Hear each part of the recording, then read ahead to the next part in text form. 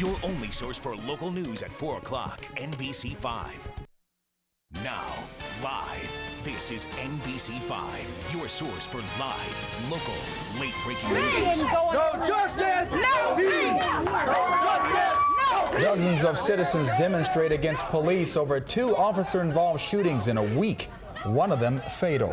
Welcome, everyone, to NBC 5 First to 4. I'm Todd Wallace. And I'm Elsa Ramon. A live report on that protest and comments from Chief Terrell Bolton just ahead. But first, many in North Texas are seeing brief but sometimes strong rain showers this afternoon. Let's get a first check on your forecast from Chief Meteorologist David Finfrock, who's in our weather center. David. You still have to be in the right place to see them, but if you look over downtown Dallas off to the south, you can see those dark clouds. Most of us, admittedly, in the Fort Worth, Dallas area have seen nothing at all, but south of Dallas, there are some strong storms. Take a look at the Fast Track 5, and you can see that area of rain extending from up near Sulphur Springs down through Emory, across Kaufman to Waxahachie, and then on down through Hillsborough towards Meridian. All of this activity showing very slow movement towards the east or southeast, and unfortunately that's bad news for the Metroplex. It looks like most of the rain is going to miss us. Some of the strongest storms right now are over here in the Lake Tawakoni area. We are seeing some heavy weather at that point from Lake Tawakoni up through Point and Emory, and if we go back out here and show you the closest storms to the Metroplex, it's down in the southeastern part of Dallas County, northeastern Ellis County, from Seagoville and Balk Springs down towards Ferris and Red Oak. We are getting some good rains in those areas, but for most residents in the Metroplex, we've been left high and dry so far. Take a look at the radar loop. And at 9:45 this morning, there was a lot of rain along the Red River. Watch how those showers tend to fall apart. The new line develops to the south of the Metroplex, but we never get anything in our immediate area. The front has actually eased into our area. Temperatures still plenty hot out there, 98 in Dallas, 96 in Fort Worth, but not quite as bad as yesterday. And look off to the north, Ardmore at 81 right now. Paris is also 81 degrees. So they have definitely cooled down in the northern portions of our viewing area, but it looks like the best chance for storms is going to be along that front, which is now edging just south of the Metroplex. I'll have a lot more details on the forecast for you coming up in a few minutes. Okay, David, we'll see you then. Some tough questions for Dallas police this afternoon. Police Chief Terrell Bolton addressed the media for the first time since 2 officer-involved shootings in Pleasant Grove. NBC 5's Ken Kalthoff is live with comments that are new at 4 o'clock. Ken. Also, the police chief called this press conference primarily to defend his department's performance in the face of reports about rising crime at a rate even higher than the city of New York. Well, the police chief says that the crime rate in Dallas is actually way down depending on what years you choose to compare. And he says that he will be extremely tough if any officer misconduct is proven. I don't want you to be bad, but I want you to do something. I'm angry. I'm angry about it. Some people at the rally outside Tony Vernon's clothing store in southeast Dallas were not satisfied with a quiet press conference. Y'all need to speak up. Please speak up. They're angry over 2 police shootings in a week. Vernon was killed outside this store last Thursday when police say narcotics officers came to arrest him in a drug sting. At first, police said Vernon shot first. And tell us the truth, because we love him, we miss him. This death was very uncalled for. Then Monday, outside the Pleasant Oaks Recreation Center, off-duty officer Derek Evans shot and wounded a man in a disturbance that evidently involved his daughter. Police again said the suspect shot first. What they're saying doesn't even add up. If I'm pointing a gun at you, how are you going to hit me in my wrist? In an exclusive jail interview, the accused man told NBC 5 he did not have a gun. I'm confident, based on the evidence and the information I have, that the officer's account is correct in this case. However, there are some things I want to look at with respect to why he was there. We don't have any more tolerance for this kind of action in our community. He was asking the community to let him finish the investigations in both of these cases before passing judgment. Reporting live, Ken Kalthoff, NBC 5, Dallas. Ken, thank you very much for that live report. New developments this afternoon in the death of Baylor basketball player Patrick Dennehy. Today, a preliminary autopsy report reveals Dennehy died of gunshot wounds to the head. Over the weekend, police found Dennehy's body in a grassy field 4 miles from campus. His official cause of death is homicide, according to the Southwestern Institute of Forensic Sciences in Dallas. Meanwhile, Carlton Dotson, Dennehy's roommate and former teammate, is charged with murder. He remains jailed in Maryland and is fighting extradition back to Texas. In addition to dealing with that extreme heat this afternoon, firefighters in Denton County continue to fight a fire that's been burning since 11 o'clock last night. Flames broke out in a business park in Little Elm. NBC5's Allison Smith is live and local with the very latest today. Allison. Elsa, it is still burning. You can probably see that smoke coming out of the building behind me. And let me explain to you why it's still burning. If you look up at the roof structure, you can see just on top, the roof is sagging some 6 feet from where it started just late last night. And if we walk over this way, you can see even more of this roof coming down over on this side. Firefighters say it's just too unsafe for them to go inside, so they're waiting for reinforcement before they head back inside to put water on that blaze. Now, it's been 15 hours since the blaze started at this Little Elm Industrial Complex. Fire started in a central frame shop, then worked its way through the entire building, deeming it a total loss. With some $300,000 worth of damage done to the building itself, insurance adjusters will determine how much each business was worth inside. Meantime, firefighters sit in frustration, wanting to put more water on the flames, but knowing they would be in serious danger of the building collapsing on top of them if they go inside. There's some areas back in the center warehouse where we have some very concentrated stock material that is harboring a lot of heat and a lot of flame that we can't get to unless we go in and actually tear it apart, move it around, and we're not going to put anybody in the building until we can get it secured. Back out here live, you can see a lot of those materials that he's talking about that burn so well, the metal, the chemicals that are inside this industrial complex. They've had a hard time getting the fire out. They've also had a difficult time getting water on that blaze. We'll explain that coming up tonight at 5. But for now, I'm Allison Smith reporting live in Little Elm, NBC5. All right, Allison, thank you very much. Democratic lawmakers who were on the lam from Texas took more jabs at Republican leaders today. The boycott by 11 Democrats continues in Albuquerque, New Mexico. They are blocking, you may recall, the Texas Senate from taking up GOP-backed congressional redistricting. NBC5's Brian Curtis is live in New Mexico with the very latest. Brian? Todd, this is day 3 here in Albuquerque for those 11 Texas Democrats, and there is no sign that they'll be back in Austin anytime soon. With a pinned-up Texas flag as a backdrop, the Texas 11 took square aim at Governor Rick Perry. But when the governor can't get his way on a highly partisan issue, he insists that the rules be changed. The senators are insisting that Lieutenant Governor David Dewhurst restore a rule that requires a 2/3 majority to pass legislation. You don't change the rules in the middle of the game.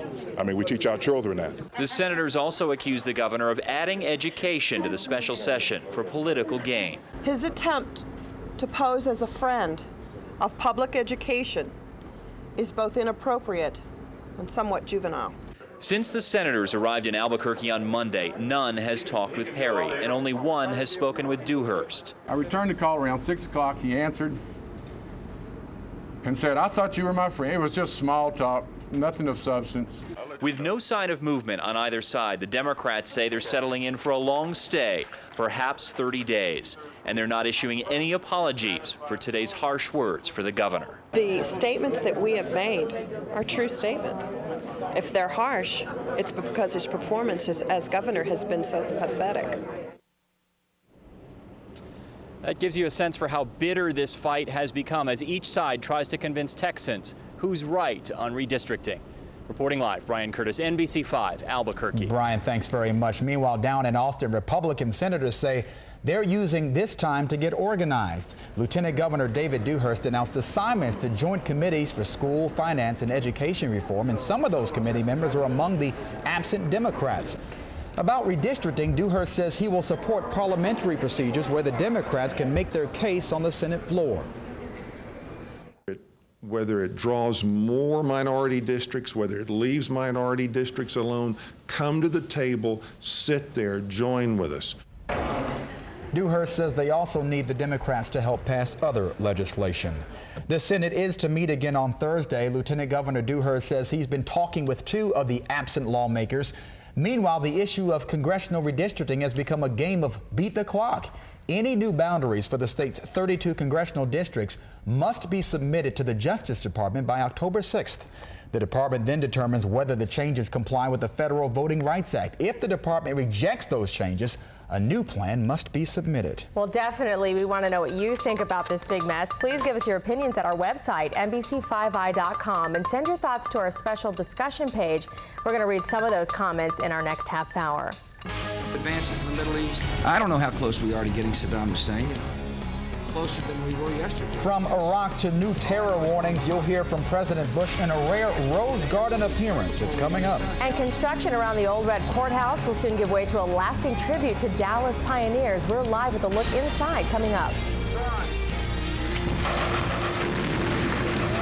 We'll take you to a plane crash today. Find out how it's designed to help save lives. But first, are you tired of long waits at the doctor's office? Meet the man who took his doctor to court and won. Many of us have had to wait too long at the doctor's office, but when it happened to a Las Vegas man, he took matters into his own hands and sued his physician. Telis Bellavilas says he had a 1 o'clock appointment, but the doctor was overbooked. After waiting for 4 hours, he left, then sued. Today, a jury ordered his doctor to pay a $250 fine and court costs. So I feel as though the issue has become about anger and revenge, not really about pain and suffering. I told the judge I'm not going for the money. It's not the money. It's just to let him know that we are people too.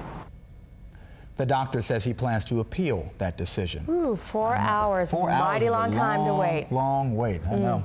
Well, some parts of North Texas are finally seeing some relief from that heat today. But Oklahomans are cleaning up from storms that blew through this morning. Is the rain and winds headed our way? Are your forecasts coming up? People in central Oklahoma got a rude awakening this morning. Rumbling thunder and flashes of lightning.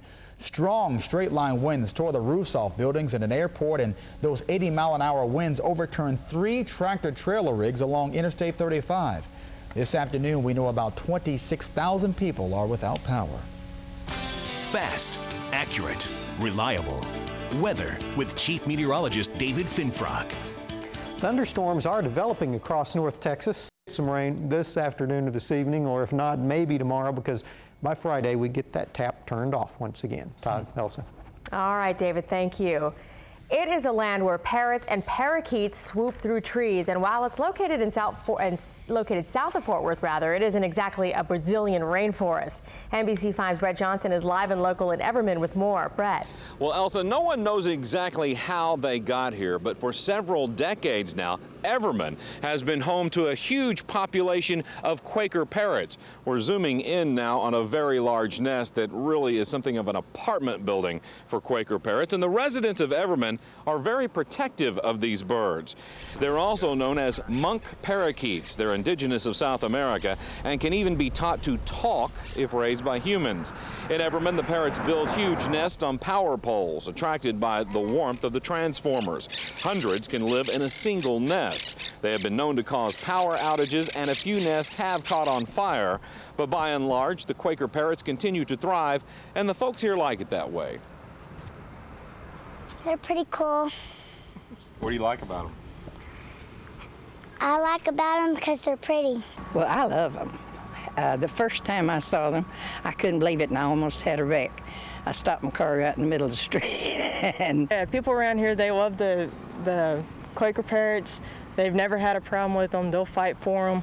You know, just as long as we don't tear down the nest, they're satisfied. Ruth Dumas says she's lived here in Everman for 39 years, and the parrots have always been here. The best anyone can speculate is that many years ago, someone, of course, let 2 of them go, and look what we have now.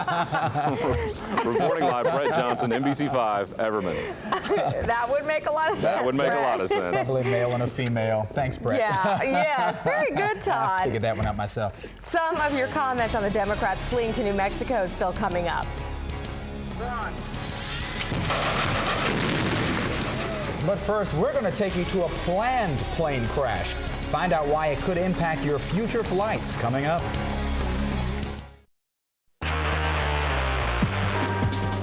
And good afternoon to you, Dallas-Fort Worth. If you are going to be making your way through North Dallas in a couple of hours, we've got some construction going up along 635 LBJ. This is a live look at Loop 820 and major gridlock in this area as you approach Sun Valley. Not the case right now, but let's head on over towards our map. West and eastbound 635 LBJ. This is the construction we've been talking about. Going up at 7 p.m. tonight in both directions between Greenville Avenue and Preston, and they won't be clearing that up till at least 6 a.m. tomorrow morning through North Dallas. Todd Nelson, back to you. Tammy, thank you very much. The FAA conducted a plane crash test at its facility in Atlantic City, New Jersey this afternoon. The agency wants to learn more about how to better protect passengers in commuter planes. New at 4 o'clock, here's NBC's Robert Hager with more. This is what's called a drop test, the largest one ever here at this FAA proving grounds. This 18-ton turboprop commuter called an ATR dropped from 14 feet. 2, 1.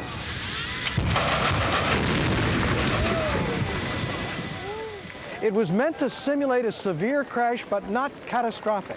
One that could be survivable for passengers, but only if they were better protected than they are now in commuters like this, protected especially by better and more crash-worthy seats. We'll have more on this test tonight coming up on the NBC Nightly News. Robert Hager, NBC News in Atlantic City, New Jersey. Our email boxes are certainly filling up with your comments about the fleeing Texas Democrats. Yeah, lots of criticism and even some support. Your comments coming up. Does ousted dictator Saddam Hussein still have any support in his home country? Coming up, we'll pose that question on the streets of Baghdad. And Dallas County is restoring history in a grand way. I'm Ramona Logan, and I'll have that story coming up. You're watching NBC5 First at 4, your source for live, local, late-breaking news.